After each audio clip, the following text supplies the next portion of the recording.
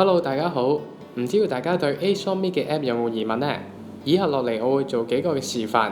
首先嘅示範會係模擬一個冇 ARO contract 嘅 account， 透過 App 裏邊獲取一個自身 ARO 嘅合約。首先去到登錄畫面，輸入電話號碼以及相應嘅密碼，然之後按登入。進入之後去到主頁面。咁如果從未獲取過專屬代碼嘅，可以透過評估測試獲得。所有嘅記錄都會喺訂購產品呢度出現。進入到訂購產品之後，選擇返你想要嘅資深，然之後按訂購，之後就會帶到你去購物車嘅頁面。呢個時候會見到所選擇嘅資深會出現咗喺購物車，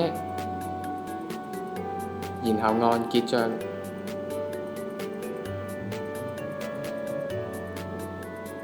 呢個時候需要登錄返我哋 MyOffice 嘅帳戶以及密碼。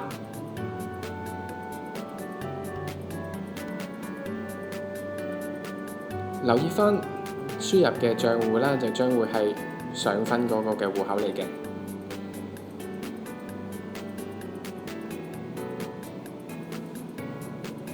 然之後繼續。所以大家之後會睇到啦。網頁已經出現咗輸入呢個帳戶嘅資料，然之後選擇返 ARO 嘅價錢，然後按結帳，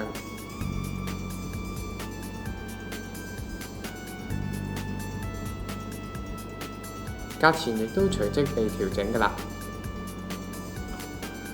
然後走下一步，輸入收貨嘅資料。可以選擇送貨或者提貨方式。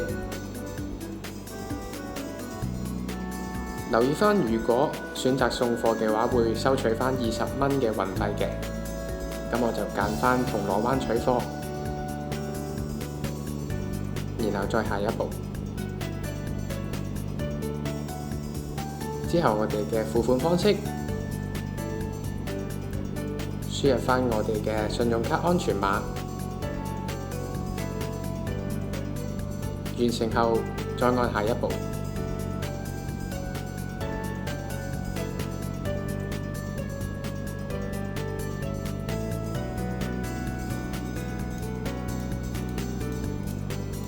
呢個時候會出現咗 ARO 嘅選項，咁所以大家可以選擇返每一個月5號至到20號嘅光收日期。合約嘅類型，今次我揀係 ASOME 嘅18個月 ARO， 然後喺下邊嘅方格裏邊選擇同意以上嘅條款，然後按下一步。